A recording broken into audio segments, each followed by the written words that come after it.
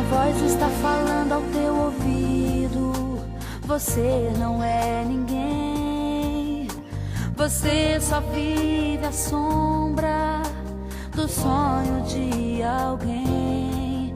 Que vai ser melhor você desistir, entregar os pontos e parar. Que lágrima foi feita pra rolar. Mas Deus pode, quer mudar tua história.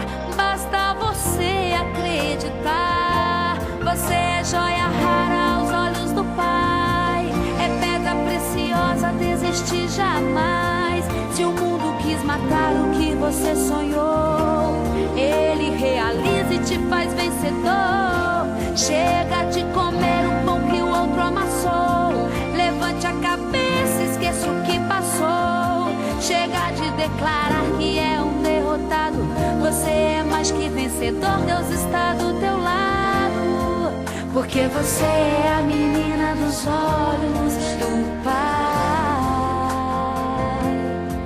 É joia rara, é importante demais.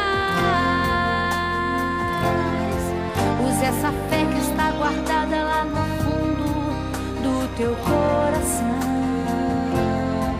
Então declare a tua vitória. Você é campeão.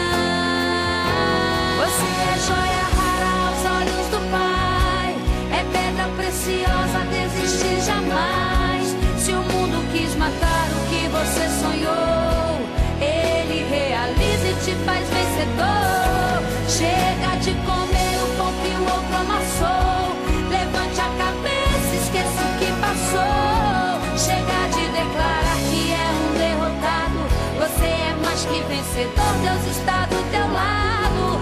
Você é joia rara aos olhos do Pai. É pedra preciosa, desistir jamais. Se o mundo quis matar o que você sonhou, Ele realiza e te faz vencedor. Chega de comer o pão que o outro amassou. Levante a cabeça, esqueça o que passou. Chega de declarar que é um derrotado. Você é mais que vencedor.